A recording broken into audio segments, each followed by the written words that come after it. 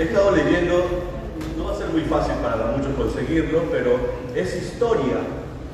Hay muchos nombres, muchos concilios, muchos fechas, pero es importante porque hay una síntesis muy interesante de toda la historia de la liturgia, desde Jesucristo, por supuesto, desde la última cena hasta nuestros días, Concilio Vaticano II, hasta el Sacrosanto Concilio, ¿no? Y ayer, la semana pasada, me encontré con mi profesor de liturgia, me decía que iba a exponer en una facultad, una licenciatura, de todo lo que ha logrado el concilio, el Sacrosanto Concilio hasta el día de hoy, que es el 5%. De toda la renovación litúrgica, poco hemos realizado. Y tal vez hemos realizado más el aspecto físico externo, la posición, se recuerdan ustedes, ¿no? La misa, el altar, el sagrario pegado a la pared, el altar aquí, y todos nosotros como estamos así prácticamente en batallón. Luego Concilio Vaticano II, luego de estudios y remembranzas y buscar en la historia, ordenar todos los ritos.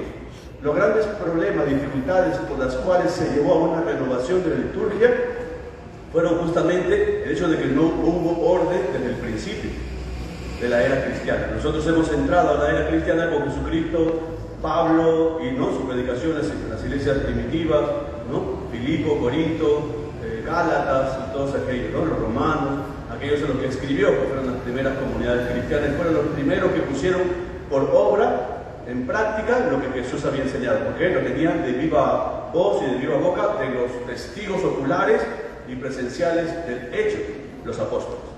Por eso nosotros nos llamamos una iglesia apostólica, porque hemos recibido de los apóstoles lo que ellos han vivido con Jesucristo, ¿no? También decíamos ayer que lo que han hecho primero los primeros cristianos no ha sido escribir ni los evangelios ni las cartas, no ha sido escribir dogmas litúrgicos, cómo hacer y cómo no hacer. Lo primero que han hecho es vivir. Lo han vivido.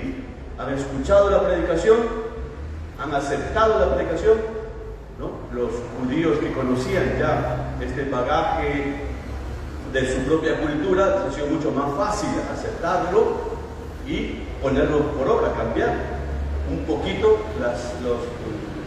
los signos externos por otros, ¿no? Pero para los no judíos, que no conocían nada, han tenido que pasar por un puente, por un camino de conversión al que la iglesia le ha llamado catecumenado, que es el tiempo de preparación para recibir el sacramento, ¿no? En ese tiempo la gente ha comenzado a saber, conocer la historia de la salvación, Dios único, los profetas y las obras tan grandes y maravillosas que Dios ha hecho en el pueblo de Israel. Y luego, cuando han sido predicados de Jesucristo, han aceptado. Al aceptar esta fe y negar la que ya tenían antes, es por eso que nosotros tenemos una profesión de fe. Yo creo en Dios Padre, Hijo y Espíritu Santo. Ya no creo más en los dioses del Olimpo, en Hércules, en Venus, o en los dioses egipcios, o en los dioses que cada uno de ellos tenía en su tiempo. Desecharon estos y aceptaron a Jesucristo. Entonces recién eran sumergidos en las aguas del bautismo, que significaba la muerte de mi manera diferente o antigua de pensar con mis dioses y todos sus ritos en sus dioses propios, en sus templos paganos, para aceptar ahora nacer un hombre nuevo, el hombre cristiano. Es el proceso de nosotros. Por eso la iglesia se ve respaldada por nosotros, que somos pasados por el agua del bautismo, que ha perdonado nuestros pecados, que ha perdonado nuestra vida pasada y antigua, y hemos nacido a una vida nueva. Y el que nace en una vida nueva tiene experiencias nuevas, tiene alegría nueva. ¿Dónde quedó esa experiencia nueva y esta vida nueva? Vamos a nuestro templo el domingo, sí, está lleno de gente, pero ¿por qué no hay sacerdotes? ¿Por qué no hay curas? Ya pasó también la época en que nuestro país o Latinoamérica recibía a todos los misioneros de Europa. Ahora en Europa ya no hay. Más bien dentro de pronto vamos a ser nosotros los que tenemos que mandar misioneros para allá, porque la gente ya se está paganizando más rápido, mucho más rápido. Y nosotros ya tenemos que estar parados esperando ya. Tenemos que solventar, acrecentar, fundamentar nuestra cristianas para que del seno de nuestra familia cristiana Dios pueda llamar a nuestros hijos para hacer este servicio.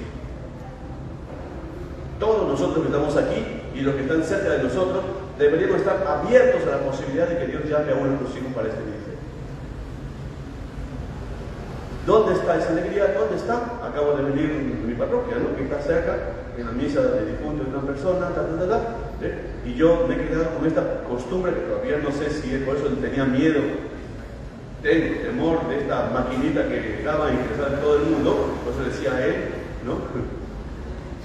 Porque durante la pandemia, o terminando la pandemia, me quedé con una pequeña costumbre, o sea, para no manipular mucho el cuerpo de Cristo, la hostia consagrada, ¿no? Entonces, unas hermanitas monjitas de donde compro yo las hostias, me las empaquetan, paquete de 50, ¿sí? Paquetito de 50, 50, 50, 50, ¿no? Como están encerradas, no pasa nada, ellas se las pueden tocar. Entonces yo tengo los paquetes y cuando a la misa le digo, hermanos, ¿cuántos de ustedes van a comulgar hoy día? Y me levantan la mano, ¿no? 2, 4, 10, 20, 50, 80, ¿verdad? Y yo ahí, un paquete 50, un paquete 50, y voy contando desde afuera, sin tocarlas, para solamente tocarlas una vez, luego de una pequeña ablución, ¿no? El tiempo de pandemia fue un poquito más riguroso todo estas cosas. Entonces solamente me da una sola vez, cuerpo de Cristo, amén.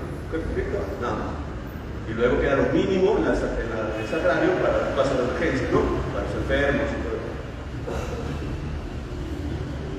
Y yo me sorprendo, vienen 80 personas a una misa de un mes y digo, ¿quiénes van a comulgar? No levantan su mano. Levanta el que canta, el que hace la lectura, un par de hermanos más que siempre suelen venir a misa, un par de hermanitas que siempre, ¿no? Las clásicas de siempre vienen a misa todos los días. Y los demás, yo les digo, ¿pero ustedes son católicos? No, les digo, hey, no sé.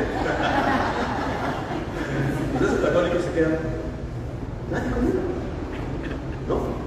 Que hay muchas cosas, hay muchas vertientes, ¿por qué no? Entonces yo me digo, de lo que yo les decía ya de esa efusión, de ese gozo, de esa exultación, de gozo, de esa alegría por saberse amado, perdonado, ¿dónde quedó eso en nuestra iglesia? ¿Dónde está? Las primeras comunidades sí lo hacían, tenían ese gozo, tenían esa alegría, y luego, más o menos a la mitad del primer siglo, comenzaron a poner por escrito, ¿no?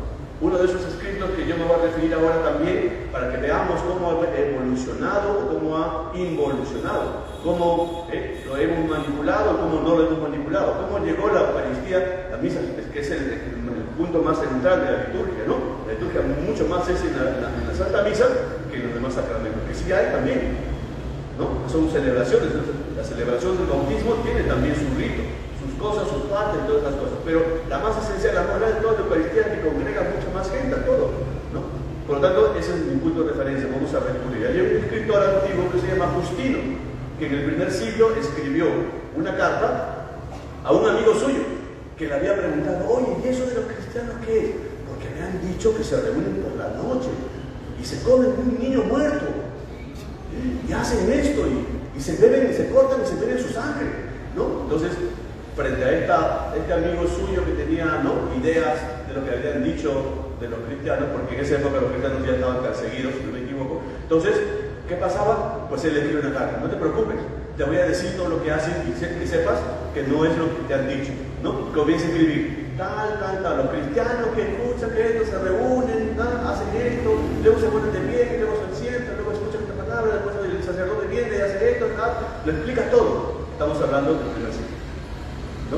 Entonces, hay una referencia del principio. ¿Cómo desapareció esto en nuestra vida? ¿Cómo llegó hasta el Concilio Vaticano II todo cubierto, recubierto, tapado? Que no se veía este centro, la Pascua, ¿no? Esta ceremonia pascual, el paso de Dios por nuestra vida, arrancando nuestros pecados y dándonos la oportunidad de una nueva vida, que lo hace cada Eucaristía, cada misa. Deberíamos salir saltando, como por eso los hermanos de la renovación carismática son uno de los que expresan mayor ese gozo, esa alegría, eso que quema. Ya lo decía el profeta Jeremías, hay algo dentro de mí que me quema y como no sé qué hacer, ¿qué hago? Y soltaba todo lo que tenía que soltar. Creo que lo soltaba de otra forma. Pero es eso, hermano, ¿no? Cada uno expresa el espíritu según su capacidad de su cuerpo. Y todos son respetables, no hay nadie más, no hay nadie menos. Que yo no salte no significa que sea contrario a los carismáticos. Que yo no, qué sé yo, no esté mucho tiempo, entre comillas, por ejemplo, de rodillas frente al Santísimo o al Santo Rosario, no es porque no sea menos devoción, lo que pasa es que tengo artrosis. Y no puedo arrodillar, pero me rodillo lo necesario, lo justo en un momento, nada más, porque luego no puedo levantarme. ¿No? Y Jesús, cada uno lo sabe. Hay cosas que sí podemos hacer y hay cosas que no podemos. Y por eso no significa que no seamos. Somos todos cristianos, somos llamados por el mismo Señor. ¿Dónde quedó toda esa alegría? Eso es lo que yo le voy a explicar. Rápidamente, ayer no estamos diciendo de esta efusión, ese gozo, esa alegría, ¿no? Pero todo eso es la Pascua judía. La Pascua judía, Jesucristo, como todos sus antepasados, como todos los años desde que nació, y todos sus amigos, y todos los apóstoles, y su madre, y sus tíos, y sus primos, y todos sus pueblos celebraban una vez al año. Y esta explosión de la iglesia Pascua es por haber recibido la presencia de Dios en medio de su pueblo, salvándolos, rescatándolos de la esclavitud del pecado, de la esclavitud de Faraón, ¿no? Eso es lo que hacen. Y ellos estaban esperando nuevamente, porque Dios no es un Dios muerto, Ellos siempre han pensado, creído, y es verdad, ha sido transmitido así a nosotros, que tenemos un Dios vivo. Y el Dios vivo actúa.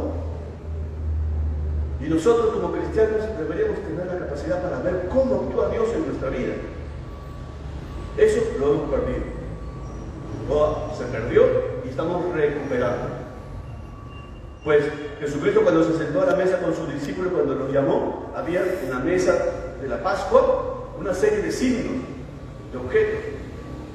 Había un pan ácido, ¿no? El pan de la aflicción, el pan que les dijo Moisés: preparen un pan sin levadura, ¿no? La masa, para poder salir rápido, ¿no? Y después dijo: maten el cordero, se recuerdan, con su sangre, pongan, ¿no?, las puertas. Se recuerdan todo eso, ¿no?, que es bastante conocido para nosotros. Pues allí estaba significado el pan ácido y estaba significado la sangre en el vino, la sangre del cordero. Y había otras cosas más.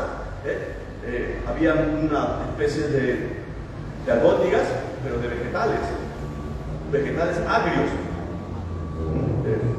vinagre, apio y unas especies que eran amargas, ¿no? ¿Para qué? Para significar la amargura de la esclavitud, ¿no? Y así durante toda la noche de la Pascua, porque la Pascua era toda una noche, del viernes al sábado, toda la noche, ellos se pasaron relatando los hechos concretos en los cuales Dios había intervenido en la historia del pueblo de Israel. Y eso significa transmitir, ¿no? Repitiéndolo constantemente todos los años. Los chicos lo escuchaban, 1 año, 2 años, 3 años. Dios, por supuesto, por la veracidad de su padre, ellos se transmitían la fe, ellos creían en lo que su padre decía. Y así, cuando ellos luego se casaban y formaban su familia, hacían lo mismo para con sus hijos. Y así, de generación en generación, se ha venido transmitiendo esta tradición de la Pascua judía en el pueblo de Israel, de generación en generación. Cuando ha llegado Jesucristo vino a no cambiar, como ha dicho la palabra de hoy, no ha venido a cambiar por el de ayer. No ha venido a cambiar la ley. He venido a darle cumplimiento. Y la Pascua es el paso de Dios, rescatándonos de la esclavitud a la libertad. Y ahora el paso que va a hacer Jesucristo, esta Pascua que va a hacer Jesucristo, va a ser rescatarnos ya no de la esclavitud de los romanos, que se encontraban en ese momento. Previamente habían estado más o menos esclavizados de los griegos, ¿no? Pasaban de uno a otro. Pues en ese momento Jesucristo hace una cosa importante. Hace un paso, hace Pascua. Él y todos los que con él quieren pasar. Pasan de la esclavitud, ya no de otro ser humano, sino de la esclavitud del pecado, a la libertad de los hijos de Dios. Por eso, Él significa, Él quita de toda la mesa de la Pascua judía, quita todos los ritos, los siglos anteriores, y se queda solamente con 2, o con 3, o con 4. Se queda con algunos, ahora estoy diciendo uno por uno. Se queda con el pan de la aflicción. Ahora va a ser, este es mi cuerpo. ¿Ves? se queda con el vino de la alegría. Y dice, esta es la sal. Luego en las abluciones, el padre de familia tiene que lavarse la mano varias veces durante la noche para actuar y hacer cada rito. Y los ritos de la ablución se quedan, como ven que el cura, antes de manipular las hostias, ¿no? Se tiene que lavar las manos, la ablución, ¿no? Y luego, lo que el padre de familia hace durante la noche, relatar los hechos, los acontecimientos, es lo que ahora nosotros conocemos como la liturgia de la palabra. Nosotros, ¿por qué hacemos la lectura de la palabra de Dios, la proclamación de la palabra de Dios en la asamblea? ¿Para entretenernos? No, para transmitir la fe. Transmitir. Y luego el papá tenía que explicar a los hijos todo lo demás. Estos pequeños detalles han pasado. El pan, el vino, la palabra ha pasado a nuestra Pascua. Dejó de ser Pascua judía para ser ahora la Pascua de Cristo, la Pascua cristiana, la Pascua de los cristianos. Por eso, cada vez que nosotros celebramos la misa, deberíamos vivir.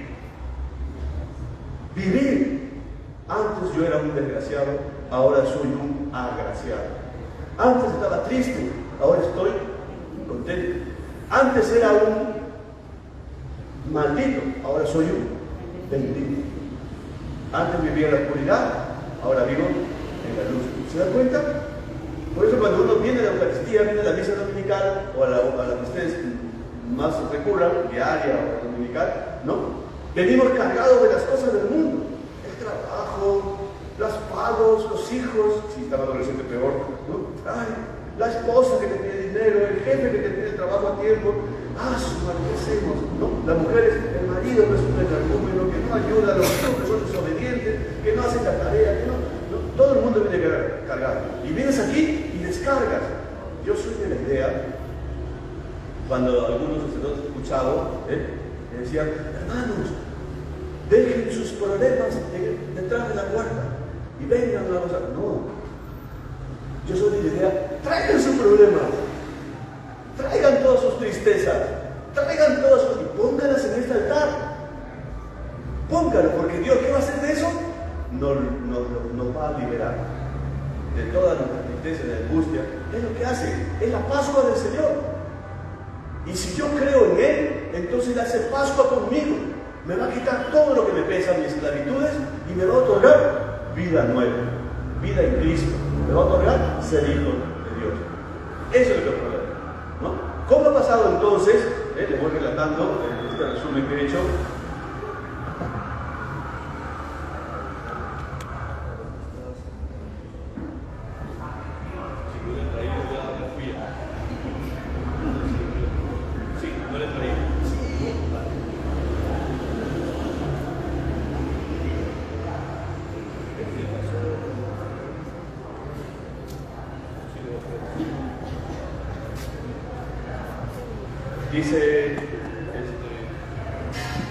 Dice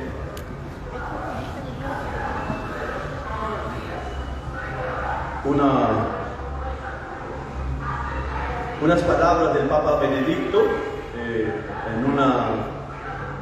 a los presbíteros de la diócesis de Roma antes de la renuncia, ¿no? Antes de renunciar, dice: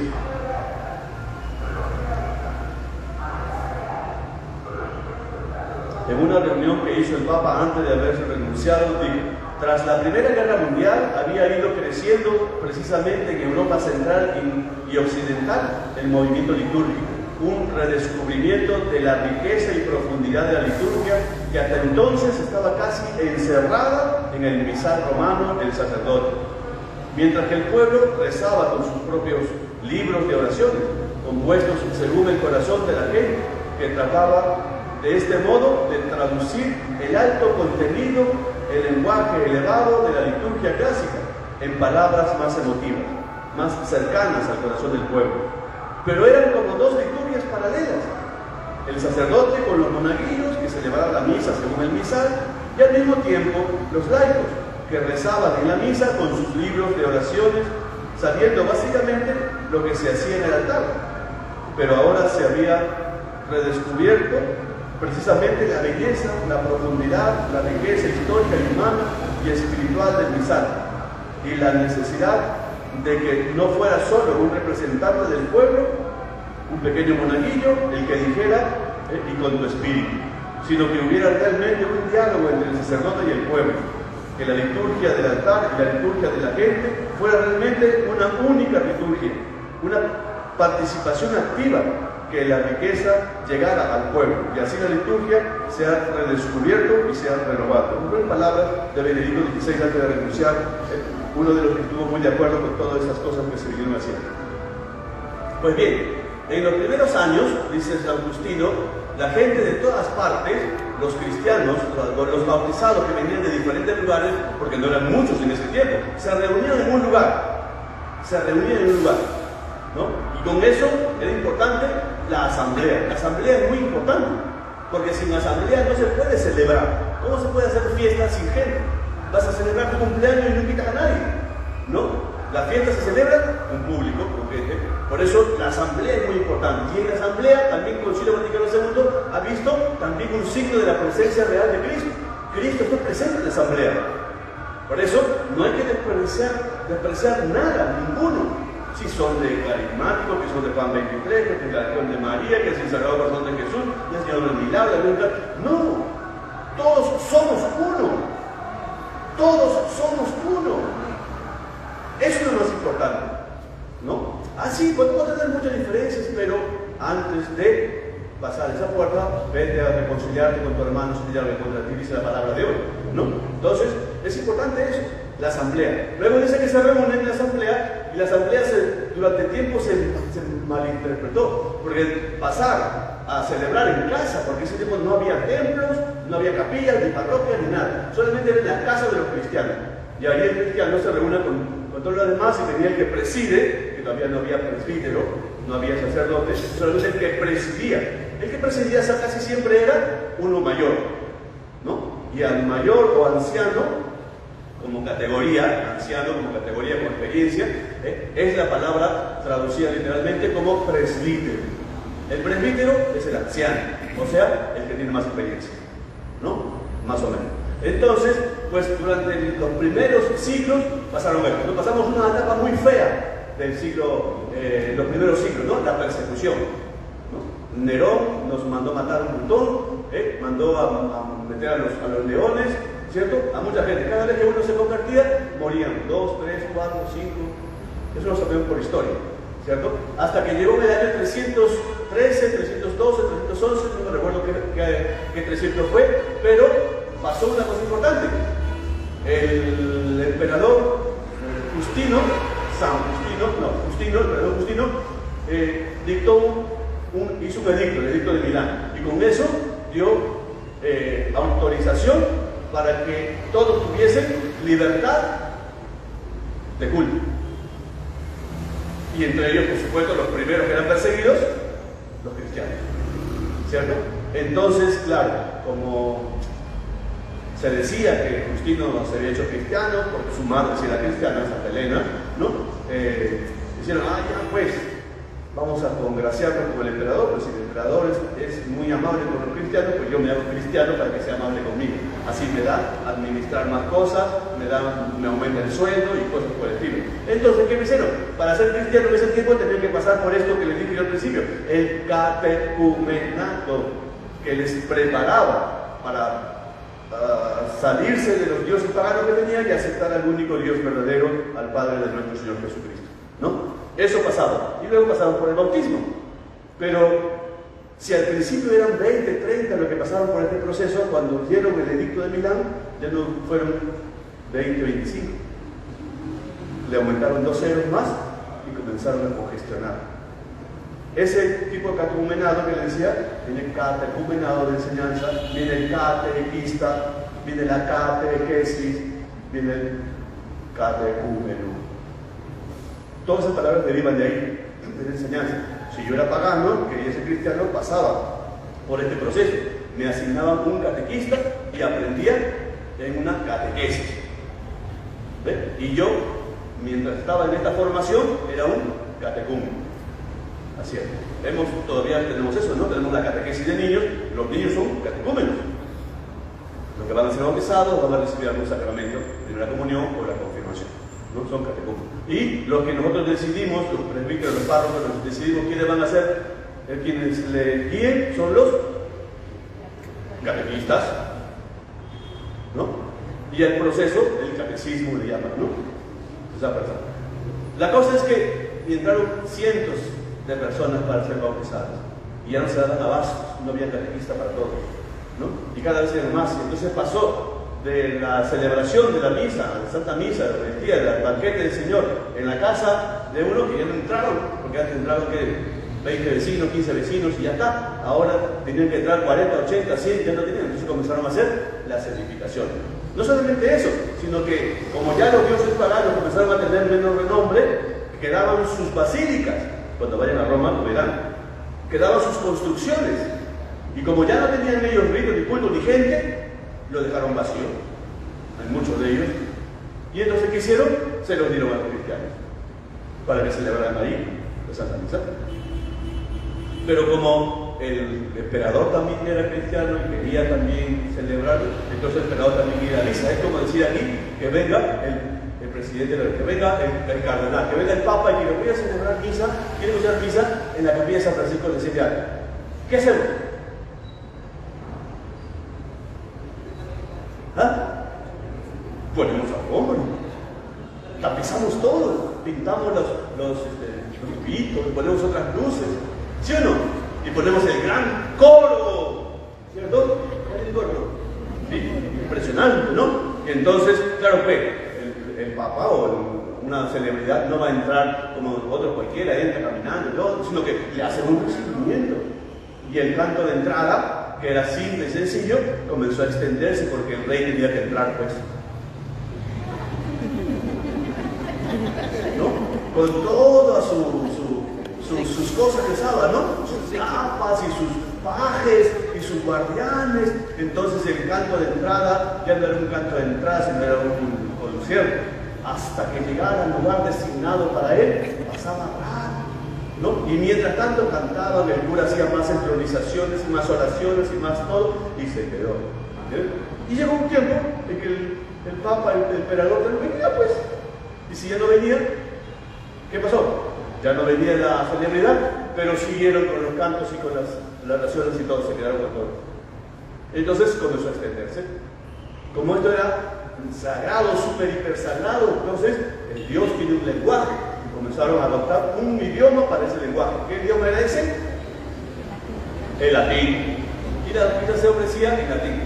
Los sacerdotes de cada sitio, de cada lugar, de cada pueblo tenían autoridad. No había nada escrito. Nosotros tenemos el misal, tenemos la oración del prefacio, tenemos la plegaria eucarística, tenemos todo escrito y podemos elegir de todas ellas la que más convenga según a cada situación. Pero en ese momento no había nada de eso. Entonces cada uno se veía libre de poder crear su propia plegaria y hacer su propio prefacio, ¿no? Entonces, el de aquí tenía una, el de San Francisco tenía el otro, el de Santa Cruz tenía el otro, el de la capilla de Chapi tenía otra, y la Señora de la Cruz tenía otra, cada uno manejaba una cosa diferente. Entonces yo venía a misa acá y hacemos de una forma, sí, estaba el pan, estaba el vino, estaba el altar, pero las oraciones eran diferentes. Y se iban al otro lado, tenían otras y tenían otras. Y pasaron los siglos y cada uno ponía lo suyo, Claro, cosas que a la gente, una cosa puntual, por ejemplo, era el momento de la ofrenda. Y eso les va a caer palo a todos. Les va a caer como un palo a todos, ¿no? Porque dice San Justino que después de proclamada la palabra, el presbítero hacía una homilía, una reflexión sobre la palabra proclamada. Después bajaba al altar y eran entregados los dones, el pan y el vino que iban a ser consumidos. Pero también traían otros dones para que el presbítero repartiera entre los pobres, ¿no? Entonces, cuando estaba en la gran basílica de San Churincuplay y el emperador estaba aquí, el emperador no iba a poner pues 50 centavos allí, ¿no? Como hacemos nosotros, ¿no? Mandaba y traía pues un montón de cosas y venía y el ofertorio resultaba toda una media hora esperando una leche, dos panes, tal, igual, ¿no? Y se pasaba y otra vez hicieron cantos y cantos y cantos y cantos para el ofertorio. Y comenzó, de lo que era tan sencillo, tan simple, comenzó a revestirse, más solemne porque era el emperador que ponía, era la autoridad que estaba, más solemne, y comenzaron a recubrirse de cosas, de oraciones, mientras estaban viniendo desde ya, que venía la puerta de la catedral, hasta aquí, tenían que hacer cantos, tenían que hacer oraciones, tenían que llenar el espacio para poner. Por eso cuando dice el Papa Benedicto, que llegó el momento en que ya el cura hacía su misa, su liturgia, y el pueblo hacía su liturgia. Es así, no pregunten a los abuelos. Cada vez hay menos abuelos que han vivido eso. ¿No? Solamente sonaba una campanita y nos dejábamos de rezar, rezar el rosario o la cosa que estemos haciendo por devoción y no, mi puta, amén. Terminaba otra vez y continuaba medio su rosario. ¿Está? Porque no entendía nada de lo que se hacía ahí. ¿No? Eran dos liturgias paralelas. El pueblo hacía su liturgia y el cura y la monaguillo hacían su liturgia. ¿No? Entonces la riqueza de este gozo, de esta exultación, de esta alegría se perdió. Por eso, después del Concilio de Trento, que fue motivado como una especie de contrarreforma a lo de Lutero, ¿no? Entonces se comenzaron a iniciar estos mecanismos. Tenemos que hacer, ya muchos obispos se habían quejado, ¿no? Diciendo, no, tenemos que tener una sola forma de hacer. Entonces se distinguieron, ¿no? Una liturgia de Oriente, una de Occidente, una de aquí, una de allá, y comenzaron luego a juntar todas las cosas que tenían por escrito, los prefacios, los rituales, los leccionarios, todo lo que tenían, y comenzar a formar una biblioteca y comenzar a juntarlo y adecuarlo, ¿no? Su primer intento, el Papa Sancho Nicufray, tercero, dio visto bueno a eso, ¿no? A esas personas, a esos hermanos que fueron la mayoría sacerdotes, dieron su vida con eso, porque tuvieron que aprenderse lenguajes que ya habían desaparecido, para leer los libros que habían juntado, los rituales que habían juntado, que ya se usaban de años, de siglos, y tuvieron que aprender lenguajes que ya no se usaban, para poder leerlos y darle sentido, el corazón, ¿no? Gente que se ha matado estudiando idiomas, quemándose día y noche leyendo, ver que este parece el otro por aquí, este por acá. Generaciones de curas, en esta renovación litúrgica. Y ya cuando el Concilio Vaticano, por Juan 23, se puso, el primer documento que salió fue el de la liturgia. ¿Por qué? Porque ya venía más de 100 años estudiándolo, arreglándolo, meditándolo, hasta lo que nosotros hoy conocemos. Nosotros conocemos toda esta revolución justamente por eso. El Concilio Vaticano II lo que ha hecho simplemente es poner la firma a lo que ya tantos hermanos nuestros han cedido. Le decía que este librito que se llama La Iglesia en Oración, una introducción a la Sagrada Liturgia, no sé si le ponen en internet, si le pueden leer, es bastante, tiene muchas páginas, pero es sencilla, es historia, ¿no? Nos puede interesar, nos pueden leer. Se llama A.G. Martimor, y alguno al final, si lo quieren decir. Entonces, estamos, yo no me dio tiempo del principio. ¿Cuánto tiempo me queda? ¿4 horas? ¿4 días? Me quedan 4 minutos para terminar. Entonces, lo que quiero llegar a decirles, hermanos, porque sí puedo decirles muchos nombres, muchas fechas, pero el punto central está en que la iglesia llegó a un momento en que tenía tantas cosas descubiertas, tantas cosas, que luego ya no se veía. No se veía la redención, no se veía el paso, la Pascua, no se veía por ningún lado. Esto, te digo, se ha quedado en nosotros todavía, hasta ahora, se ha quedado en esta situación de la ofertoria. El ofertorio es para traer los dones que van a ser consagrados, pan y vino. Nada más. Eso de traer flores, globos, libros, cadenetas, luces, no se van a ofrecer. Eso no se ofrece para nada. Mis intenciones, dice un santo, que el camino del infierno está empedrado por muchas intenciones. Eso se lo das a la catequesis. Pero en la Santa Misa, lo único que tiene que llegar es pan y vino. A los demás no tiene sentido. No tiene sentido. No deberíamos colocar. Yo lo digo con sinceridad y sobre todo diciendo en público ahora. No deberíamos, ¿no? Por eso cuando la gente viene a la misa y le pone la foto, una caja ahí, una foto, un ramo de flores y no sé qué cosas ponen ahí, yo digo, gracias por la donación a la parroquia, y lo agarro y lo llevo. Padre, ¿no está donando esto a la parroquia para los pobres? No, padre, ¿eso para qué? No, es para que lo bendiga. O sea, que si está aquí se bendice, si no está aquí no se bendice. O sea, aquí está Dios y afuera no está Dios. Y se quedan pensando. Se lo digo. Al final le hago la bendición si lo recuerdo. Pero les quito esa mentalidad. No se puede poner en el altar nada de esta cosa. Tiene otro sentido, tiene otro momento, tiene otra figura, tiene una cosa diferente, padre. ¿No? Padre, ¿no sé si el agua bendita? Pero acabo de hacer la gran bendición. El Señor les bendiga en el nombre del Padre, del Hijo y del Espíritu Santo. ¿Vale esa bendición? ¿Y por qué quiere que le echen agua? Costumbre. No sean mañana, es otra cosa. Esa es otra cosa, hermano. ¿No? Porque yo les digo, ¿qué es lo que vale más? ¿No? Yo, mi razonamiento pobre y simple, ¿no? Me traen un poco de agua, sacan del cántaro, y yo hago, Señor Padre Santo, en nombre del Padre, del Hijo, del Espíritu Santo, amén. Estoy bendiciendo el agua. Y luego se las echo, ¿no? Pero mejor, ¿por qué no lo bendigo usted? ¿Qué es más importante? ¿El agua o mi mano? ¿Se entiende? Entonces, hay momentos en que la iglesia, en misa, nos dice, es recomendable que en esta fecha hagas la aspersión del agua. Entonces lo hago. Entonces, hay momentos. No todos los domingos, no todos los días. No voy a fabricar, voy a comprar una manguera. En el caño de la sacristía voy a hacer los aspersores para contra incendio. En nombre del Padre, del Hijo y del Espíritu Santo, al tanque y después suelto. ¿Me entiendes? El agua tiene su primer sentido, su primera razón del agua es el bautismo.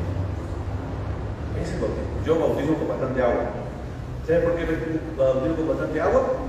Porque al día siguiente, el hermano en la misa le digo, hermanos, los que quieran llevar agua bendita, ahí está. Para inculcarles que es fruto del bautismo. No solamente agua bendecida especialmente para ti. No hay nada especial. Todos somos iguales. A menos que estés con cáncer, con una hay una cosa especial a los que están con una enfermedad, con una situación particular que hay que ayudar. Pero decir es para todos igual, la bendición. Y la bendición de Dios, el Espíritu, se acopla a cada una de nuestras necesidades. ¿No? Pero con el Padre, el Hijo y el Espíritu Santo. El Padre, ¿me puede bendecir? ¿Me recuerdas? Pero ya hice la bendición. O la bendición de Dios no llega ya. Tengo que ser el más fuerte. Porque llegue. ¿No? O sea, le hago el programa a la gente para que caiga en cuenta, tenemos que caer en cuenta, nosotros tenemos que ayudar a los hermanos, nosotros primero y luego ayudar a los hermanos, ¿no? Hay momentos y momentos para hacer cada cosa. Entonces yo bautizo y dejo el agua del bautismo, la piedra bautismal ahí al centro y al día siguiente, hermanos, los que deseen pueden llevar, no me ensucien el piso nada más, ya está. Y los hermanos vienen, llevan, ya saben, una vez al mes que bautismo, ellos vienen el domingo al día siguiente y se llevan su agua, ya está. No es algo especial ni nada por el estilo, cada uno lo utilizará cristianamente y preguntará lo que tiene que preguntar sobre eso. ¿Sí? ¿Ya? ¿Listo? ¿A comer? Bien, entonces vamos a hacer un pequeño receso, vamos a comer las cosas deliciosas que las hermanas han traído, ¿no? Y también voy a cobrar por mi publicidad. ¿Listo? Ahí voy. Nos vemos ahí, en 10 minutos estamos aquí.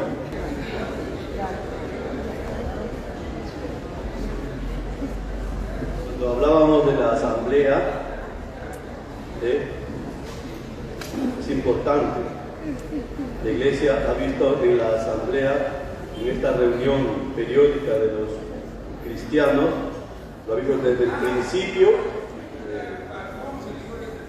lo ha visto parte de la voluntad de Dios, es un signo sagrado. La asamblea del pueblo de Dios viene remarcado desde el Antiguo Testamento. La palabra iglesia, que como conocemos nosotros hoy, ha pasado por diferentes momentos en su palabra, en su traducción, pero en esencia, en el hecho ha sido siempre la misma. La primera vez que se han utilizado esta palabra ha sido en el libro de Éxodo, ¿no? Cuando Moisés quiso pasar al pueblo de Israel, ¿no? Y en varias ocasiones, en estos últimos tiempos también hemos visto la palabra, en el oficio si no me equivoco, que Dios convoca a la asamblea, ¿no? Debajo del Sinaí para entregarle las tablas, ¿no? Para hacer el trato, la alianza. Dios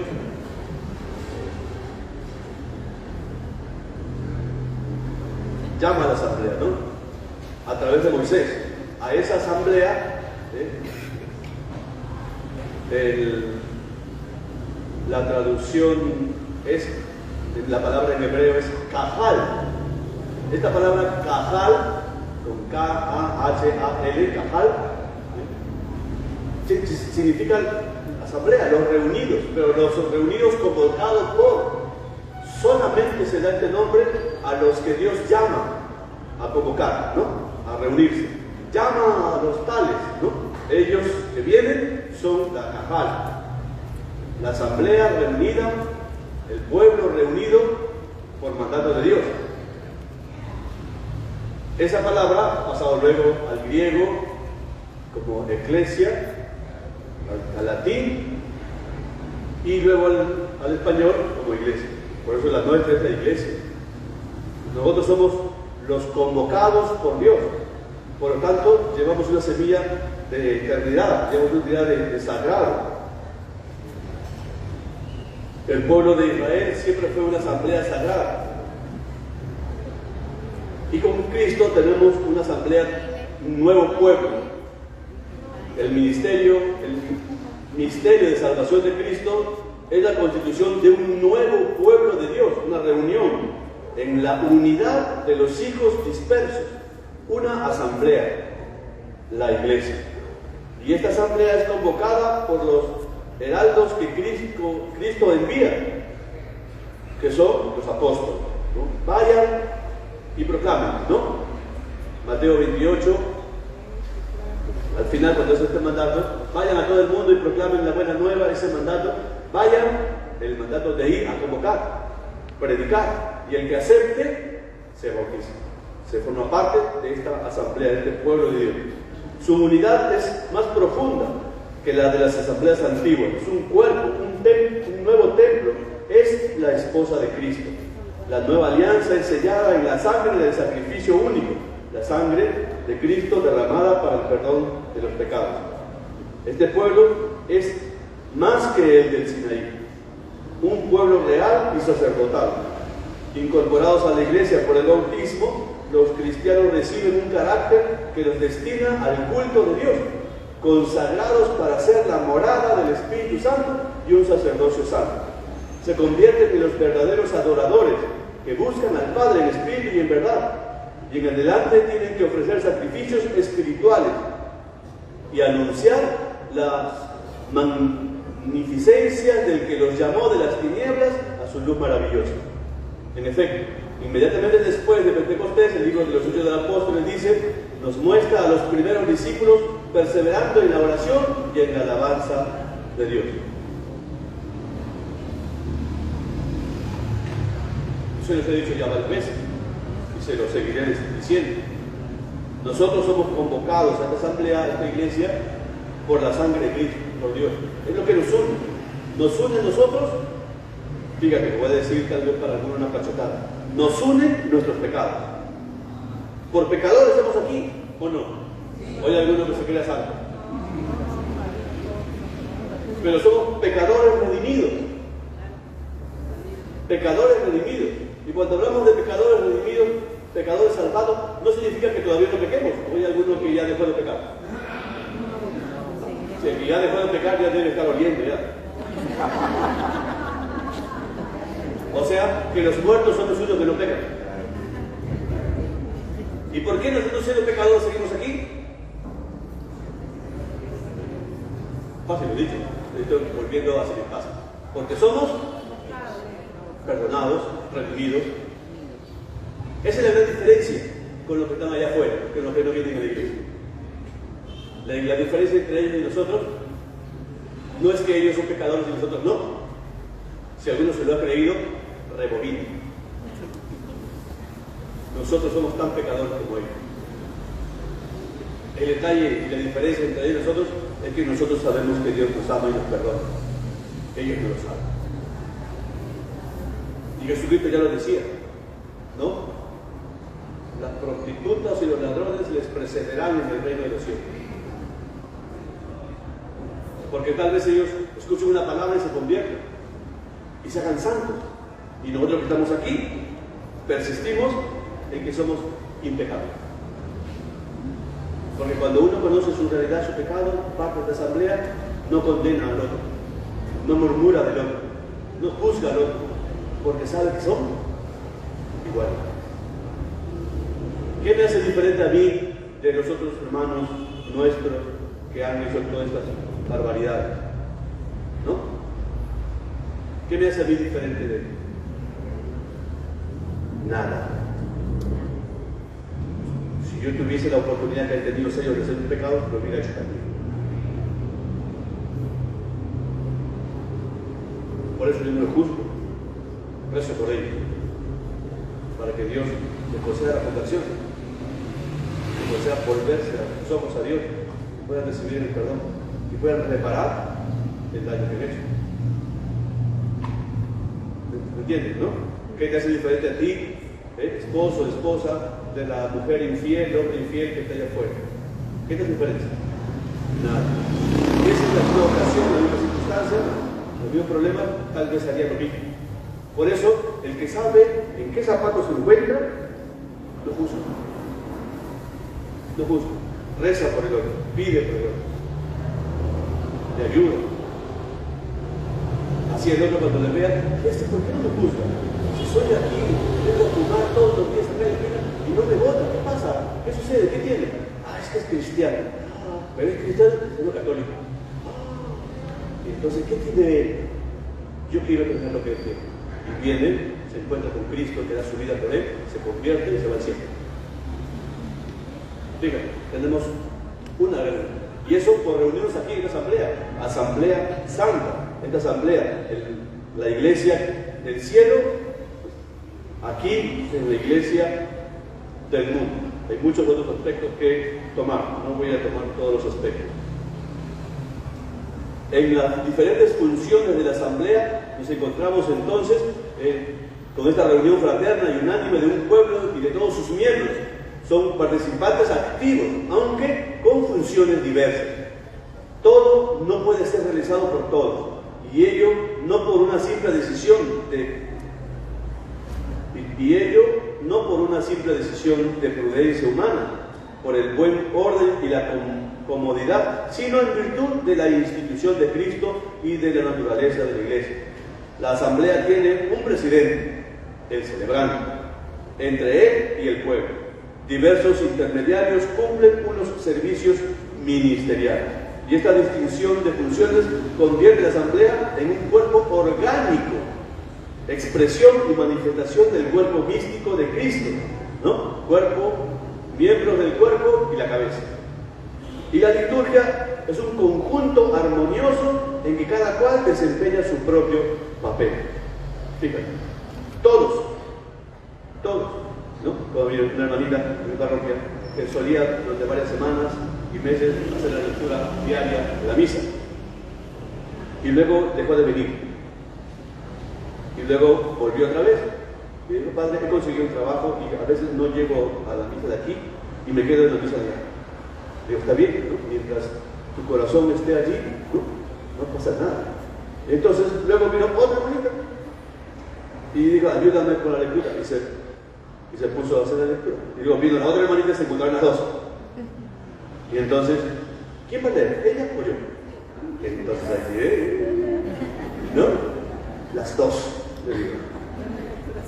Tú vas a la primera y es el santo.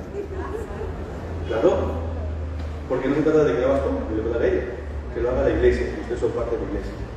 Es lo que han encontrado, lo que se siente bien, pues háganlo en coordinación. A la siguiente semana, tú que seas la primera, haces el salmo y él dice el salmo, es la primera. Ya está. Listo. No pasa nada. ¿Están sirviendo al Señor? Sí. Y si te dijera que no le serviría al Señor, sí. Ya está. Sirve como sirve. Ya está. Nadie se apodera de la pompa, ni yo me apodero de la cena, porque mañana el obispo me dice, te vas a otra parroquia y yo agarro mis chivas y me voy más rápido que inmediatamente. Así me enseñó mi rector, que en paz descanse. En cuanto te dijeron, tu misión es en Puno, Dios aquí no está para ti, te está esperando en Puno. Así que yo agarré mi maleta, pum, pum, pum, y tomé el primer vuelo que había y me fui. Así es, hermanos, así es. La obediencia primero. Que no me gusta, no importa que no me guste. Nadie te preguntó si te gusta. A nosotros, ¿no? Que debemos hacer obediencia, ¿no? Ustedes todavía se van, si no quiero, no voy.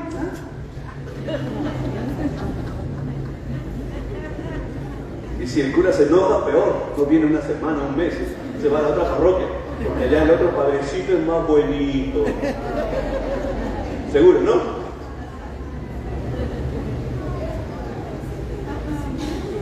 El celebrante. Entonces, el celebrante principal es el obispo, al que se le encarga la iglesia. Y luego del obispo está el presbítero, ¿no? Es colaborador del obispo. Ambos presiden la asamblea, representando a Cristo, in persona Cristo. Y esta fórmula del Concilio Vaticano II resume estas tres afirmaciones. Que la acción litúrgica tiene un presidente que dirige efectivamente toda la asamblea y es conductor de la oración.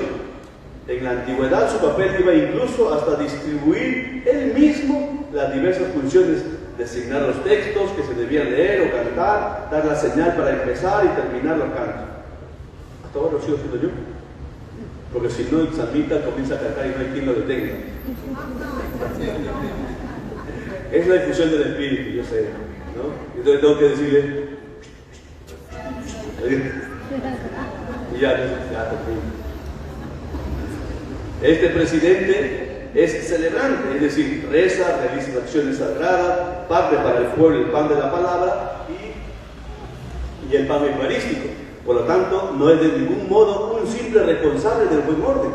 Y tercero, el presidente y celebrante no por una designación de la asamblea o causa de sus cualidades humanas, sino porque posee por la ordenación el carácter sacerdotal del obispo o del presbítero. A causa de dicho carácter desempeña el papel de Cristo, persona Cristo. Es el signo de la comunidad. No se reúne por un simple acuerdo espontáneo, sino que es convocada por el Señor para recibir su palabra y sus dones. Es por su identificación a Cristo, cabeza y mediador, por lo que el celebrante puede representar a toda la iglesia e interpretar sus sentimientos. De ahí la importancia que la liturgia concede a la oración del celebrante cuando consagra la Eucaristía. Cristo está entonces presente en él. Y este ministerio, este servicio ministerial que Dios le concede, muy aparte de nosotros somos sacerdotes, profetas y reyes por el bautismo. Soy sacerdote por mi bautismo, pero soy sacerdote por ministerio. Ministerio en encargo, como servicio, ¿no? Entonces es importante que lo sepan para que respeten a sus párrocos. Fíjense, a mí me enseñaron desde el principio, el que obedece no se equivoca. Escúchenlo bien, el que obedece no se equivoca. Se equivoca el que manda.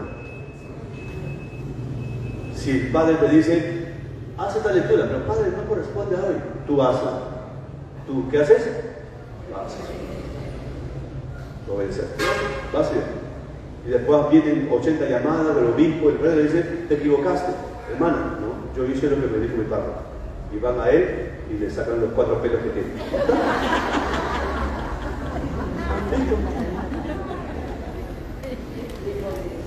¿Me entiendes? Tú haces lo que el párroco te dice. Claro, lo que es cristiano, ¿no? Tengo que un párroco te va a decir, espérame allá en ese chinito de tu purito. Padrecito, váyase, manda por un tubo. Porque sí, hay que cuidar a los presbíteros, porque somos pocos los que tenemos, y hay que cuidarlos. Y cuidarlos significa decirles la verdad. Decirles la verdad. Cuando yo recién me ordené, les dije después de mi experiencia, por eso no quería que la grabaran, ya ves, me cortan mis experiencias. A la próxima te voy a agregar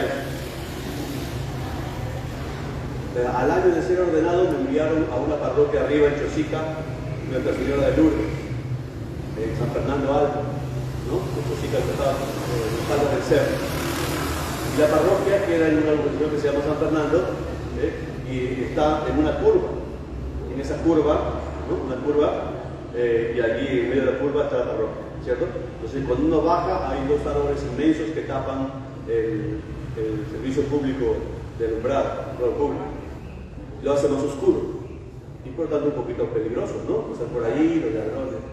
Entonces yo siempre me valía de eso y le digo, hermanos, si ustedes me critican porque soy gritón, no me critiquen por ser gritón, deben cuidarlo. Y si yo estoy parado en esa esquina, debajo de ese árbol, está todo oscuro, con una chica a las 12 de la noche, ¿qué van a decir ustedes? Ay no, el padrecito está confesando.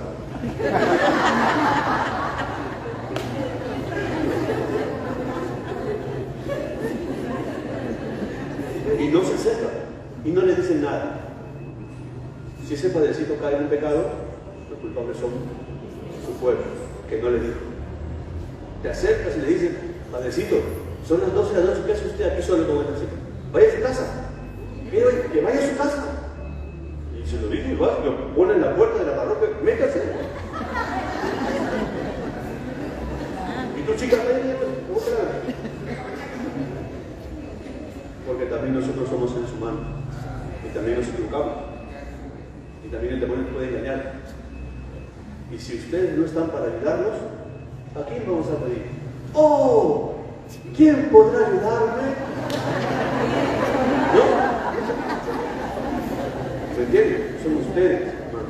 Sí, el cura puede ser muy renegón, muy gritón, pero cuando ustedes ven el peligro a un sacerdote, ustedes tienen la obligación moral, cristiana, espiritual, de acercarse a ese padre. Cálmense, toma un poquito de agua, vamos, lo acompañas, te pones a tu lado, te sientas ahí, conversas con él, para que de cualquier situación, porque también sufrimos, también tenemos familia, también se mueren nuestros padres, también se mueren nuestros hermanos, también lloramos. Y tienen que llorar. Si no, ¿quién va a presidir la asamblea? Hay que cuidar. Tampoco exagerado, ¿no? Tampoco sea que le ponga un GPS en el zapato, ni nada por el estilo, ¿no? Sino ayudarles, consolarlos. Sí. Y sobre todo el afecto que debe recibir un presbítero, ¿no? El afecto maternal, no de hermanos, sino maternal, ¿no? Porque eso es lo que dijo Jesucristo, ¿no? El que deja padre, madre por mí, por el Evangelio, recibirá 100 veces más, 100 veces mamás. 100 mamás. Yo, desde que soy cura, no ha faltado hermanas en cada parroquia que he estado que han velado por mi salud, por mi alimentación, por mi ropa, por mi... Padre, ¿y por qué está así, padre? ¿No planchó su camisa? Yo le plancho. Padre, ¿debe su camisa? Yo la plancho, yo la lavo. Mamás, me han salido por todos lados. Padre, le veo muy con sus orejas rojas, ¿tiene fiebre? ¿No? Padre, va a ir al médico, yo le acompaño, yo le saco la cita. Y yo me he sentido amado por Dios a través de sus hermanos, de sus hermanos. Es muy importante, hermano, que lo sepan, porque Dios ayuda aquí, hermano, nos ayuda a nosotros, ¿no? Como también el padre, ¿no? El hermano mayor que dice, hijo, deja de hacer estupideces. Como un papá, ¿no? Que te va a ir mal. Ya está, papá es serio, dice la verdad y se retiene. Ya está. Pues así, el padrecito, ¿de qué vas a decir a mí que soy cura? Sí, pero soy mayor que tú. Es lo que no sabe, dice. ¿Cómo dice el dicho? El diablo sabe más. Era al revés, ¿no? Lo que yo quería decir. El diablo sabe más por viejo que por diablo. La experiencia es mucha. Y los papás nos enseñan a nosotros con experiencia. ¿No? Hijo, no vayas por ahí, dijo esto, porque ya el papá sabe que pasó por ahí que no le va a ir muy bien. Eso es la guía que hacen los papás con los hijos, para enseñarles a ser hombres, a ser padres, ¿no? A ser hijos, a ser padres, a ser esposos. Si no tienen eso, entonces ¿de qué se van a valer? Bueno, asamblea de Dios. Ayúdame un tiempo, ¿eh? ministros celebrando, la escuela, los ministerios de servicio, las acciones de Club así, ministerio, sociedad local. ¿Ah? Yo creo que con eso me voy a quedar.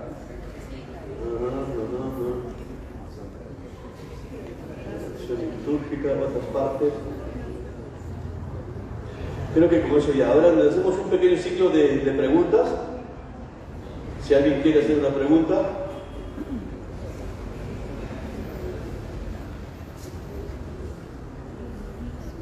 ¿Nadie? ¿Me voy? No. Entonces. Diga. Vale, yo no sé la cuenta y usted ahora cuando está hablando de cómo vamos a pensar en el contexto lo que tenemos que hacer. A ver, te presto un momentito, te lo devuelvo ya. Quisiera saber qué podemos hacer y qué debo hacer yo para que podamos nosotros trabajar siempre en nuestra parroquia, en nuestros hogares, para que evangelizar. ¿Qué podemos hacer? ¿Qué debemos hacer? ¿Qué es lo que hacemos? Para evangelizar, mostrar a Cristo. Y mostrar a Cristo lo que Cristo ha hecho en ti. Eso lo va a hacer. Y eso muchas veces no hay que hacer, entre comillas, propaganda, ¿no? Sé quien Dios quiere que tú seas. Lo que Dios va a permitir, ¿no? Con lo que eres, como quien eres. No tapemos lo que somos, porque para ser libres nos ha liberado Cristo. Hemos estado bajo sujetos de la esclavitud. Yo le digo a la gente de mi parroquia, que yo les dije desde el principio que yo llegué, cuando llegué a la primera Eucaristía, la primera misa, que le dije, hermanos, no se asusten conmigo, porque yo soy como ese dicho que perro que ladra, ese soy yo. Soy un perro que ladra mucho, pero no muerde, ¿no? O sea, soy renegón y grito. O sea, no grito de ofender a las personas, ¿no? Sino que levanto la voz. ¿Pero cómo han hecho esto? Y tú, ¿no? Me tienen a esa forma de gritar, ¿no? Pero los que se acercan más a mí, los que toman una Inca-Kola conmigo, que es mi bebida favorita, ¿no? Ya me van conociendo y van disipando, ¿no? A mí, mi carácter me lo ha formado mi historia. Y si yo quiero evitar mi carácter, entonces estoy evitando mi historia. Y mi historia Dios la ha hecho bien. Muchísimos años he perdido yo, querido ser quien no soy. Y querido tener lo que no tengo. Lo que me ha dado Dios ha sido suficiente. Lo he descubierto con mucho sufrimiento. Y ahora me lo voy a respetar. Es así, soy muy temperamental, soy muy visceral para las cosas, ¿no? Se les pongo mucho empeño y cuando les pongo mucho empeño, pobrecito de lo que pasen adelante de mí, que los atropello. Lo digo, ¿eh? Y lo digo a mi director espiritual y me ayuda, ¿entiendes? Lo digo a mi comunidad cristiana y me ayuda, ¿no? Pero en el fondo, solamente quiero mostrar cuánto me ama Dios y así tal vez alguno de ustedes puede decir, si Dios ama a este idiota, también me ama a mí. ¿Me entienden? Entonces, para evangelizar solamente eso. La evangelización fue desde el principio el anuncio de Jesucristo. El anuncio de Jesucristo se le llama querigma, la buena noticia. Y la buena noticia, que tú seas un grandísimo pecador, Dios tiene la capacidad para perdonar tu pecado y para amarte. Y para darte lo que te falta, amor. Eso es evangelizar. Y uno lo puede hacer desde el servicio que uno realiza en la parroquia, ¿no? Desde ser acólito, de ser cantor, de ser lector, de ser monitor, ¿no? Desde el sacristán, desde la hermana que se lleva y lava y plancha el mantel. Uy, qué bonito mantel, ¿no? Qué lindo. El que haya visto el mantel en el altar, para esas personas es una conexión de Dios para comer. Yo digo a su hermano en mi parroquia, tiene que poner, el templo debe estar brillante, la cruz brillante, las flores de primera calidad, para cuando venga un hermano destrozado, atropellado por el demonio que lo ha hecho morder el polvo, venga así con ganas de matarse y entre y encuentre una cosa que bella, tranquila, y él puede descansar en esa belleza en la que encontrará a Dios, que se sienta acogido, amado, solamente con ver. Ya cuando escucha al cura ya se va corriendo. pero al menos algo ha sacado, ¿no? Entonces, eso tenemos que pensar. Sí, hay que hacer muchas cosas, hay que aprender, hay que leer, hay que escuchar, Sí, pero estos pequeños detalles, hermanos, esos que a nosotros se nos pasa por alto, esos pequeños detalles son los que atraen a los que están más alejados, los que preguntan. Porque yo he salido de ahí, se los digo. Yo vivo ahí de la muerte, de la oscuridad. De ahí me ha rescatado el Señor. Entonces sé lo que se siente ser ignorado, ser apartado. Sé lo que significa ser humillado, lo sé. Por eso cuando viene alguien, ¿no? Cuando viene alguien a confesarse, yo, ay, muy tarde que te cosas. Bueno, miro, Señor, tú nunca me rechazaste. Me siento y escucho. Y solamente escuchar, ¿no? Muchas veces no digo nada, solamente les escucho, desahogan todo lo que he vivido y les digo, Dios te ama. Pero ¿cómo me puede amar así? Pues sí, porque a mí me amó peor que a ti. Y la gente se va contenta. Yo no sé si regresará, pero de que nadie le quitará esa experiencia de que Dios le ama. Entonces, hemos salvado. No todos necesitamos estar en la iglesia. ¿Sabían, no? Que no todos. La iglesia no ha sido pensada por Jesucristo para ser el lugar donde todos entren. No. Jesucristo, cuando ha llamado a sus apóstoles, ¿qué les ha dicho? Ustedes son la sal de la tierra, son la luz, son el fermento. ¿Acaso todos somos focos? ¿Todos somos sal? ¿Todos somos fermento? No. Nosotros, los que estamos aquí, los que venimos, los que hemos sido llamados por Dios por una situación particular, somos sal para los que están afuera. Por nosotros, ellos se van a salvar. Y no porque somos los mejores, sino porque lo que Dios haga con nosotros, ellos lo verán. Y ellos dirán así, de broma yo les digo, si Dios puede salvar a ese cucufato y amarlo, ¿por qué no me puede amar a mí? Y es suficiente para que Él, Dios, lo salve. Mirando, dar gusto a la gente de este mundo siendo cristiano, alegre, contento, sin pelearse. Bueno, si hay ocasión de pelearse y discusiones, hay que reconciliarse. Hay que reconciliarse. Habrá problemas y dificultades, como todos, en todos lados, en el matrimonio, en la familia, en el barrio, en el grupo parroquial, claro, entre los curas. También tenemos nuestras diferencias. Pero no salimos sin pedir perdón.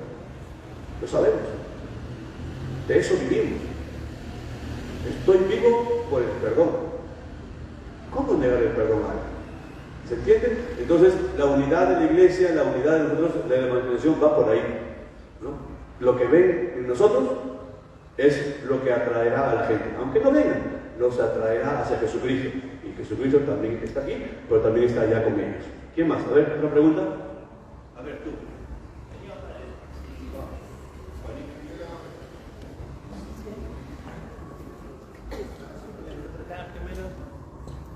¿Quién levanta para acá, hermano? Ahí, al fondo izquierdo. Padre, buenas noches. Una consulta. Cuando dijo de las ofrendas que solo se presentan las hostias y el vino, Pan y vino. el pan y el vino, bueno, he tenido ocasión de ver que a veces se presentan, ¿no?, las velas, banderas, inclusive hasta creo que se presentan con trajes típicos, ¿no? Entonces, eso no es válido, ¿vale? Las palabras que utilicemos para cuando hagamos las preguntas es muy importante. Si es correcto, si es incorrecto, si es válido, inválido, si vale o no vale, esas cosas son muy peligrosas, ¿no? Por eso, cuando vayamos a hacer estas cuestiones, tenemos que preguntarnos qué sentido tiene dentro de la liturgia, dentro de esta ceremonia, esta acción salvadora de Jesucristo en nosotros, ¿qué función tiene que yo presente dos papayas? ¿Me entiendes? Si hay sentido, porque si vamos a celebrar en el altar, vamos a tener el pan y el vino, que es signo de Cristo resucitado y que luego lo vamos a comer porque es su mandato y vamos a recibir con él la salvación, entonces, ¿para qué sirve lo demás? ¿No? Que como lo hayan hecho y quién lo hizo, ya eso pasa a secundario, ya fue. Punto. Pero desde ahora nosotros pensemos, ¿qué función tiene? ¿Qué beneficio espiritual, qué beneficio tiene esto para la asamblea en ese momento? Y cada vez se van a encontrar que no la hay. ¿no? A menos que te presentes con un saco de papas, ¿ya? Entonces sí va a haber un beneficio, va a haber un pobre que va a tener que comer mañana. Está la frente. ¿Entiendes? ¿Vas a poner el pan y el vino? Pues sí, el pan y el vino lo pondrás. ¿Por qué? Porque luego nosotros vamos a comulgar de ellos, ¿no? Aunque nosotros todavía no tenemos permiso para comulgar con el vino, ¿no? Con la sangre de Cristo. Aunque permiso hay, pero hay formas y formas, ¿no? Es difícil en nuestro tiempo que todos consuman la sangre de Cristo. ¿Cómo sería? Es difícil, ¿no? Esa tendencia. Y luego con el pan, pues sí, es cierto que el nombre para nosotros ya no ha evolucionado ni nada por el estilo. Lo que nosotros ponemos en el altar es pan y vino, aunque sea de este tamaño, o sea de este tamaño, o sea de este gruesor, o sea de este gruesor. Es pan. Si nosotros le decimos ya, vamos a poner la hostia, ya le quita el signo, porque Jesucristo dice, tomó la hostia y lo dio a sus discípulos. ¿Cómo dijo eso? Imposible. Entonces es pan, aunque es pan chiquito, pero es pan. Es delgadito, pero es pan. Es harina con agua amasada, cocinada. Es pan. Ya está. ¿No? Vamos a comprar la hostia. Sí, vamos a comprar la hostia. Pero nuestro vocabulario siempre debe ir conectado siempre a esta realidad, si no perdemos el signo, ¿no? Entonces es muy importante para el signo de la Eucaristía, para la consagración, el ofertorio es traer las ofrendas que se van a ofrecer a Dios. Y Jesucristo es el que se ofrece, pan y vino, ¿no? Pan y vino se ofrece para que se conviertan en su cuerpo y su sangre. Y se acabó. La uva, nada. A los salmistas, ¿qué recomendaciones sobre qué? Pues hay un montón de variedades sobre el canto litúrgico. Podríamos hacer un curso de ello, ¿no? En dos aspectos, ¿no? En dos aspectos, porque podemos combinar. Yo cuando empecé ayer les dije que hay dos aspectos, que siempre nos fijamos en uno y dejamos el otro. Tenemos que siempre hacer los dos aspectos. Primero, lo que dice la Iglesia en las normas sobre el canto litúrgico, y luego lo que dice un experto cantor sobre esa norma, ¿no? Yo no soy experto cantor. Yo podría ser parte de la norma, pero habría que tener uno que tenga la voz, ya así se puede interpretar así de esta manera. Porque una cosa es un canto, el ten piedad, y hay muchas formas de interpretarlo. O sea, interpretarlo quiere decir cantarlo, la interpretación que hace, ¿no? Uno puede ser en do mayor, en do menor, uno puede hacer un arreglo, otro arreglo. Son variedades enormes, ¿no?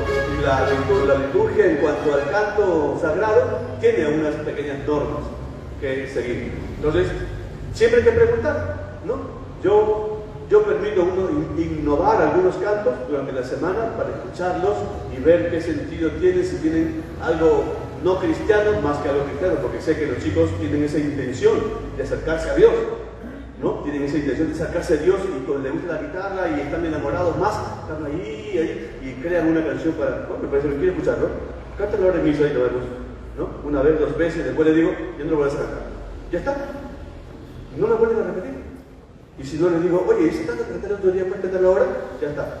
¿No? Porque vamos discerniendo un poquito, escuchando, ¿no?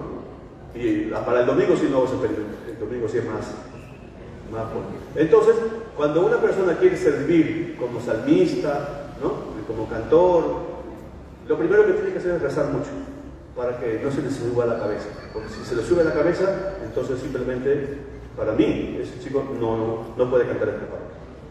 ¿Qué significa eso? Significa que cuando le sube la cabeza es cuando ya es su canto, su canción, y él es el intérprete. ¿Me entienden? Entonces, no.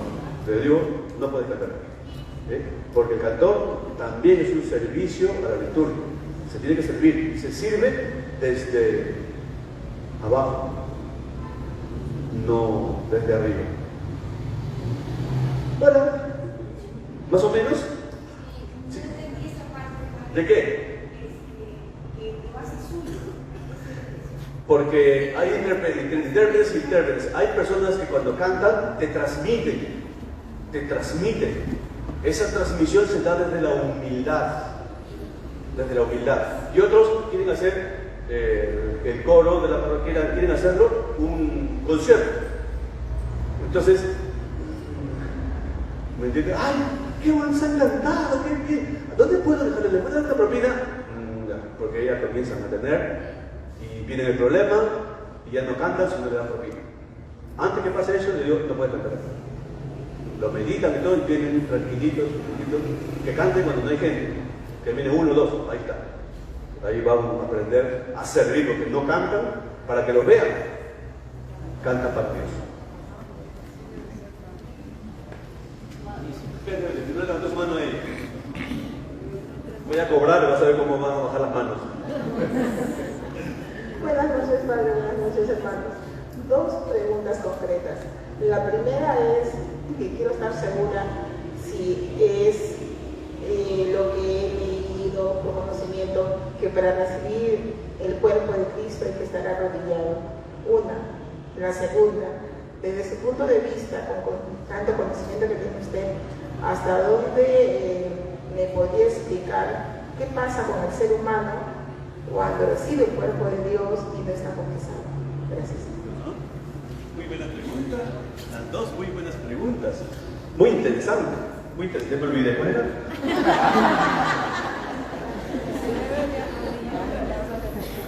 Bien, en esta evolución, le digo, ya le hemos propuesto al coordinante de la coordinación coordinada,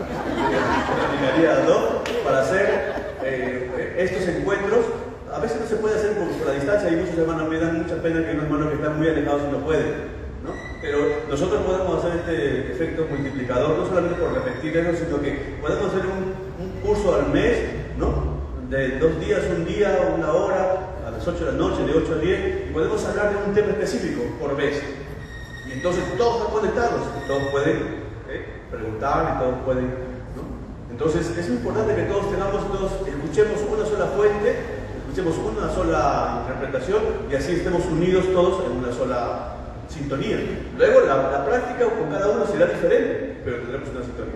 Entonces, con respecto a la Eucaristía y la forma de comulgar, pues la Iglesia dice que una de las disposiciones es poder comulgar de rodillas. Pero también como hay una, hay la otra, que también puedes comulgar de pie. Y hay otra que la puedes comulgar en la mano, y otra que puedes comulgar en la boca. Todas son válidas para la Iglesia. Depende de tu corazón. Lo que sí nos dicen a nosotros es que yo como presbítero, como sacerdote, como ministro, en el momento de la Eucaristía de comulgar, no le puedo negar a nadie. Ni si esté arrodillado, si me presenta las manos o me presenta su lengua. No le puedo negar. Como él lo decida, yo le debo dar. ¿Me entiendes? En mi parroquia hay poquísimos, pero algunos que se ponen de rodillas. ¿Y yo? Porque es su forma, como su ser. ¿Me entiendes? Suyo decir. Yo no le puedo negar expresar su amor a Dios de esa forma. Como tampoco nadie me puede negar a mí la expresión como yo tengo de él. No es, ay, ¿tú cómo puedes ser cura? Soy cura porque es mi forma, como yo he dicho, Señor, quiero servirte. Tú me has rescatado, yo quiero servirte toda mi vida. Ay, pero hay muchas otras formas de servir. Pero yo he decidido esta, respétame. ¿Y por qué no tienes mujer? Porque yo he decidido servir al Señor, respétame. Es mi decisión, ¿cierto? Entonces cada uno, cualquier hermano puede acercarse y puede poner su mano y yo le entrego su cuerpo. Tengo que preocuparme de que se lo lleve a la boca así. Si no, jalo, como aquí, que te veo con mi ojo, con el revío mi ojo te veo, ¿no? Preocuparme, sí. Yo hago eso, aquí, derecha, izquierda te pones y yo estoy mirando. El cuerpo de Cristo, y miro de acá y tú miras de acá. A 3 miro la vez. ¿Listo? El que se va un poquito, le pongo cara. Esa es una. Y la otra te dijiste, ¿qué pasa con el cuerpo de una persona que comulga sin haberse confesado? ¿No? Sí. Pues nada. ¿Qué quieres que pasa? ¿Que se destruye por dentro, que viene un rayo en el mal, que merece el infierno? Si Dios ha venido para salvarnos. Es cierto que moralmente y conscientemente, su conciencia, esa persona no es correcta. Pero es Él que se debe dar cuenta. Él que tiene que ser. Yo me doy cuenta, yo sé que estoy en pecado. Yo sé que estoy en pecado. Entonces yo decido si comulgo o no así. Eso yo. La iglesia siempre está dispuesta a hacer lo que ha venido a hacer Cristo, a salvar al pecador, traer, acercar al alejado. Es nuestra misión constante. Si yo le digo, no puedes comulgar porque estás en pecado, no puedes comulgar. tú no puedes fumar porque el otro día te vi fumando, no, porque tú estabas comiendo mucho, estabas de gula. No, entonces, ¿qué soy yo? No soy juez y parte. No soy juez. Cada uno decidirá. No le voy a contar a cada uno si se confesó o no se confesó, cada uno con Dios. Pero sepa, el que lo sabe tiene más cargo, más culpa delante de Dios. Dios no es que le va a castigar, sino que le va a llamar la atención fuertemente. Y él, en su diálogo con Dios, lo sabrá, lo entenderá. Pero eso, hermanos, si no se convierte en una cacería de brujas, ¿no? Y como no. Además, te tengo que hacer recordar que es cierto que nosotros tenemos que confesarnos antes de comulgar, ¿cierto? Sí, pero eso como que está un poquito muy peyorativo. Porque ¿qué pasa si yo llego corriendo y no alcanzo a confesar? Y quiero comulgar. Entonces, depende. Si no tengo un pecado mortal, si no tengo un pecado venial, entonces cuando empiece la misa, ¿qué es lo que dice el Padre? Hermano, para celebrar dignamente estos sagrados misterios, empecemos por reconocer y decimos, yo está confesando. Pero tiene la obligación que inmediatamente después, lo más rápido posible, si no ese día después, vas a confesar verbalmente. Lo más rápido, toque. A menos que salgas, esperas la siguiente misa, pusieras un cura y no te confieses. Pero no pueden, no lo peyoricen, o sea, no lo hagan esto demasiado, ¿no? Sí, tú tienes tú aprendes tus límites, sabes, tu conciencia te dice cuándo puedes comulgar y cuándo no puedes comulgar. ¿Más o menos? Sí. Listo. Otro que... Ok. En nombre del Padre, del Hijo y del Espíritu Santo. Amén. Señor, te damos gracias por este día, por todo lo que nos han concedido estos 2 días, por todas las preguntas que haces suscitar en nosotros. Eso significa, Señor, que estamos caminando, estamos andando. Y si tenemos problemas y dificultades y caídas, Señor, gracias porque significa que estamos en movimiento. Gracias, Señor, por todos los beneficios que nos da. Concédenos levantarnos, escucharte, empezar todos los días como día nuevo, todos los días como si el último día, Señor, de mi vida, de nuestra vida. Concédenos poder alegrarnos para encontrarnos contigo, en el encuentro con los hermanos, en la liturgia, en la capilla, en la parroquia, en la preparación de la palabra, en la preparación de los cantos, en cada uno de esos momentos, hermano. Señor Padre Santo, concédenos vivir, experimentarte y dejarnos amar por ti. Te lo pedimos en nombre de tu Hijo Jesús, que murió en la cruz por nosotros y que dijo: Padre nuestro, que estás en el cielo, santificado sea tu nombre. Venga a nosotros tu reino. Hágase tu voluntad en la tierra como en el cielo. Danos hoy nuestro pan de cada día. Perdona nuestras ofensas, como también nosotros perdonamos a los que nos ofenden. No nos dejes caer en la tentación y líbranos del mal. Amén. El Señor esté con ustedes. Y la bendición de Dios Todopoderoso, Padre, Hijo y Espíritu Santo, descienda sobre ustedes y permanezca para siempre. Amén. Pueden ir en paz. Demos gracias a Dios. Un aplauso para Jesucristo.